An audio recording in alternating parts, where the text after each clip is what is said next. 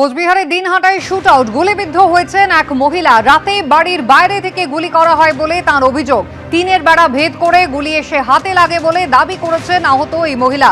চিকিৎসার জন্য তাকে দিনহাটা মহকুমা হাসপাতালে নিয়ে যাওয়া হয়েছে। রাতে বাড়ির বাইরে থেকে গুলি করা হয়েছে, টিনের বেড়া ভেদ করে সেই গুলি তার হাতে এসে লেগেছে। গুলিবিদ্ধ হয়েছেন এক মহিলা। কোচবিহারের দিনহাটার ঘটনা। শুভেন্দু ভট্টাচার্য আমাদের প্রতিনিধি রয়েছেন টেলিফোন লাইনে। শুভেন্দুটি কি ঘটেছে? দেখো, যেটা অভিযোগ উঠছে যে মর্জিনা বিবি গতকাল তার আত্মীয়ের বাড়ি দিনহাটার নিউ গীতালদাহে সেখানে গিয়েছিলেন এবং রাতে যখন ঘুমিয়েছিলেন রাত 2টো নাগাদ হঠাৎ শব্দে তিনি জেগে ওঠেন এবং তার হাত দিয়ে রক্ত পড়ছে এমনটা তিনি লক্ষ্য করেন এবং পরে তিনি অভিযোগ করেন যে তার যে টিনের বাড়ি রয়েছে সেই বাড়ি টিনের বেড়া ফুটো করে গুলি এসে তার হাতে লাগে। তৎক্ষণাৎ তাকে দিনহাটা মহকুমা হাসপাতালে নিয়ে আসা হয় এবং তার অপারেশন করা হয়। এবং যেটা জানা যাচ্ছে যে পুলিশ সূত্রে যেটা জানা যাচ্ছে যে কে বা কারা এই গুলি ছুড়লো সেটা কিন্তু এখনো পরিষ্কার নয়। তবে এই গুলি চালানোর ঘটনায় তার ডান হাতের তালুতে গুলি লেগেছে এবং গুরুতর আহত অবস্থায় তার চিকিৎসা চলছে এবং ঘটনার তদন্ত শুরু করেছে দিনহাটা থানার পুলিশ। তবে কে কি কারণে কারা এই ঘটনা ঘটালো সেটা কিন্তু এখনো পরিষ্কার নয়। যেটা দেখা গেছে যে গুলি যে টিনের বাড়ি সেই বাড়ির বেড়া ভেদ করে তার হাতে লেগেছে এমনটাই কিন্তু পুলিশ সূত্রে জানানো হয়েছে। ধন্যবাদ। এসআইআর আবহে এবার জেলা শাসক ও জেলা নির্বাচনী আধিকারিকদের উদ্দেশ্যে কড়া বার্তা দিল কমিশন। শুনানি কেন্দ্রে কোনো রকম আইন শৃঙ্খলার অবনতি হলেই নিতে হবে অ্যাকশন, সঙ্গে সঙ্গে দায়ের করতে হবে এফআইআর।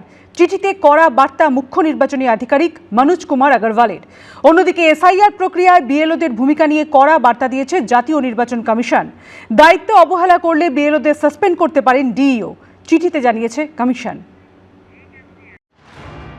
বিডিও অফিসে ভাঙচুর হয়েছে। নির্বাচন কমিশনের নির্দেশ সত্ত্বেও ফারাক্কার তৃণমূল বিধায়কের বিরুদ্ধে এফআইআর করেনি প্রশাসন। এই আবহেই ফের কড়া বার্তা দিল কমিশন। শুনানি কেন্দ্রে কোনো রকম আইন শৃঙ্খলার অবনতি হলেই অ্যাকশন, সঙ্গে সঙ্গে দায়ের করতে হবে এফআইআর। এসআইআর নিয়ে তপ্ত আবহে এবার জেলা শাসক তথা জেলা নির্বাচনী আধিকারিকদের উদ্দেশ্যে কড়া নির্দেশ দিলেন রাজ্যের মুখ্য নির্বাচনী আধিকারিক মনোজ কুমার আগরওয়াল। এসআইআর চলাকালীন আইন শৃঙ্খলার পরিস্থিতি নিয়ে সোমবারই রাজ্য সরকারকে কড়া বার্তা দিয়েছে সুপ্রিম কোর্ট। সেই বার্তা মনে করিয়ে দিয়ে কড়া নির্দেশ দিয়েছে জাতীয় নির্বাচন কমিশনও। কিন্তু তারপরও অশান্তি থামছে কই? এই আবহেই জেলা শাসক তথা জেলা নির্বাচনী আধিকারিকদের উদ্দেশ্যে কড়া চিঠি দিলেন মনোজ কুমার আগরওয়াল। রাজ্যের মুখ্য নির্বাচনী আধিকারিকের দেওয়া এই চিঠিতে লেখা হয়েছে, সুপ্রিম কোর্টের 19শে জানুয়ারির নির্দেশ অনুযায়ী এসআইআর এর শুনানি কেন্দ্র অথবা এসআইআর সংক্রান্ত সরকারি দপ্তরে যদি কোনো রকমের আইন শৃঙ্খলা পরিস্থিতি তৈরি হয়, সরকারি সম্পত্তি ভাঙচুর কিংবা এসআইআর এর কাজে যুক্ত কোনো আধিকারিক বা কর্মীকে হুমকি অথবা হামলার ঘটনা ঘটে, তবে সঙ্গে সঙ্গে স্থানীয় থানায় অভিযোগ দায়ের করতে হবে এবং জেলার পুলিশ সুপার ও মুখ্য নির্বাচনী আধিকারিকের দপ্তরে পাঠাতে হবে সেই এফআইআর এর কপি। যদি কোথাও ভাঙচুর হামলা চলতেই থাকে সেক্ষেত্রে অনির্দিষ্টকালের জন্য এসআইআর সংক্রান্ত শুনানি স্থগিত রাখতে হবে এবং তা মুখ্য নির্বাচনী আধিকারিকের অনুমোদন পেলে তবেই শুরু করা যাবে। এর পাশাপাশি জেলাশাসক তথা ডিইওদের উদ্দেশ্যে এও বার্তা দেওয়া হয়েছে, এই ধরনের ঘটনায় এফআইআর দায়ের করতে দেরি হলে তা অত্যন্ত গুরুতরভাবে দেখা হবে। সেক্ষেত্রে সংশ্লিষ্ট ডিইওর বিরুদ্ধে বিরূপ প্রশাসনিক সিদ্ধান্ত নেওয়া হতে পারে। ইলেকশন কমিশনকে তো আর্টিকেল 3 to 4 বাবা সাহেব আম্বেদকর পুরো পাওয়ার দিয়ে গেছে। ইলেকশন কমিশনও কেন এত সফট লাইন নিচ্ছে? চিঠিতে কিছু হবে না, অ্যাকশন নিন। একদিকে যখন জেলা শাসকদের উদ্দেশ্যে কড়া বার্তা দিচ্ছেন সিইও, তখন এসআইআর প্রক্রিয়ায় বিএলওদের ভূমিকা নিয়ে কড়া বার্তা দিয়েছে জাতীয় নির্বাচন কমিশনও। ডিইওদের উদ্দেশ্যে এই চিঠিতে নির্বাচন কমিশন লিখেছে, 1950 সালের জনপ্রতিনিধি আইন অনুযায়ী ডিইওর সম্মতিতে নির্বাচন কমিশনের আওতায় কাজ করেন বিএলওরা।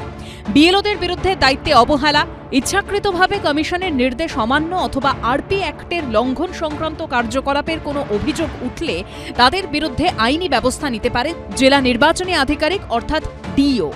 নির্দেশ অনুযায়ী অভিযুক্ত বিএলওকে সাসপেন্ড করতে পারবেন ডিইও, তার বিরুদ্ধে বিভাগীয় তদন্তের সুপারিশও করতে পারবেন তিনি। 6 মাসের মধ্যে সেই তদন্ত শেষ করার কথাও বলা হয়েছে এই চিঠিতে। 110 জনের বেশি মানুষ মারা গেছেন, রোজ 3-4 জন করে আত্মহত্যা করছেন, ভয়ে মারা যাচ্ছেন। কেন ইলেকশনের বিরুদ্ধে কেস হবে না? এত মৃত্যুর দায় ইলেকশন কমিশনকে নিতে হবে। চিঠিতে নির্বাচন কমিশন আরও জানিয়েছে, অভিযুক্ত বিএলওর অপরাধ যদি ফৌজদারি পর্যায়ে পড়ে সেক্ষেত্রে মুখ্য নির্বাচনী আধিকারিকের অনুমতি নিয়ে বিএলওর বিরুদ্ধে এফআইআর দায়ের করতে পারেন ডিইও। রুমা পালের রিপোর্ট, এবিপি আনন্দ, কলকাতা। নির্বাচন কমিশন ডাকলে নথি পেশ করুন, ভাঙচুর করবেন না। ফারাক্কায় বিডিও অফিসে তাণ্ডবের ঘটনায় যখন কাঠগড়ায় তৃণমূল বিধায়ক মনিরুল ইসলাম, তখন ইঙ্গিতপূর্ণ মন্তব্য শোনা গেল বীরভূমের জেলা পরিষদের সভাধিপতি কাজল শেখের গলায়। बिहार में 40 लाखों का ज्यादा आदमी को नाम निकाल दिया और बंगाल में भी करने वाला है। अगर करेगा तो घेराव कर्मसूची करेंगे। हमें नहीं मानेंगे, हमें नहीं मानेंगे, हमें नहीं मानेंगे। নির্বাচন কমিশন যখন ডাকছে, আপনার কাছে যখন প্রুফ আছে, আপনি প্রুফটা পেশ করুন। মমতা বন্দ্যোপাধ্যায় শুরু থেকে এখনো অবধি বারবার এসআইআর এর তীব্র সমালোচনা করেছেন। শুক্রবার নেতাজি জন্মদিনের অনুষ্ঠানেও তার ব্যতিক্রম হয়নি। আজ এতদিন পরে আমাদের প্রমাণ করতে হবে আমরা ভারতবর্ষের ভোটার কিনা। মুখ্য নির্বাচন কমিশনারকে চিঠি লিখে এসআইআর প্রক্রিয়া স্থগিত করে দেওয়ার দাবি পর্যন্ত জানিয়েছেন মমতা বন্দ্যোপাধ্যায়। এই আবহে ইঙ্গিতপূর্ণ মন্তব্য শোনা গেল তৃণমূল পরিচালিত বীরভূমের জেলা সভাধিপতি কাজল শেখের গলায়। 28 জানুয়ারি তাঁকে ও তাঁর মাকে এসআইআর এর শুনানির নোটিশ দিয়েছে নির্বাচন কমিশন।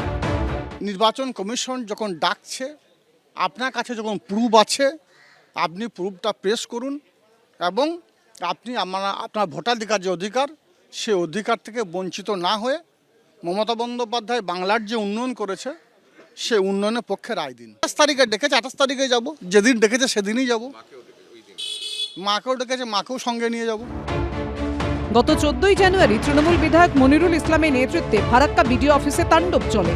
তৃণমূল বিধায়কের বিরুদ্ধে কোনো ব্যবস্থা নেওয়া তো দূরের কথা, বৃহস্পতিবার দাপুটে মেজাজে বিডিও অফিসে দেখা যায় মনিরুল ইসলামকে। নির্বাচন কমিশন এফআইআর করতে বললেও তা এখনো দায়ের হয়নি। উল্টে আগের দিনের ভাঙচুরের ঘটনার ব্যাখ্যাও দিয়েছেন তৃণমূল বিধায়ক। ব্যাপারটা হচ্ছে আপনি যেটা কথা বললেন, ওটা জনবিস্ফোরণ হয়েছিল, মানুষের বহিঃপ্রকাশ। এই বিষয়ে উল্টো সুর তৃণমূল নেতা কাজল শেখের গলায়। প্রত্যেকটি মানুষকে বলবো, ভাঙচুর নয়, নোটিশ পাচ্ছেন, নোটিশ পেয়ে নোটিশের জবাবটা দিন। ভাঙচুর করতে আমি নিষেধ করব আপনাদের মাধ্যমে। রাজনৈতিক দূরদৃষ্টি ভালো দেখতে পাচ্ছি, ও নিজের ভবিষ্যৎ দেখতে পাচ্ছে, ও নিজের ভবিষ্যৎ দেখতে পাচ্ছে এবং নিজের ভবিষ্যৎ বুঝতে পারছে, তাই ও এই কথা বলছে। যেটা ও আজকে বলছে, আগামী দিন বাকিরাও তাই বলবে। এদিন যাদবপুর বিশ্ববিদ্যালয়ে তৃণমূল ছাত্র পরিষদের তরফে আয়োজিত সরস্বতী পুজোয় অংশ নিয়েছিলেন কাজল শেখ, আশাবুল হোসেন, কৃষ্ণেন্দু অধিকারী ও সুমন ধরায়ের রিপোর্ট, এবিপি আনন্দ। এবিপি আনন্দ, এগিয়ে থাকে, এগিয়ে রাখে।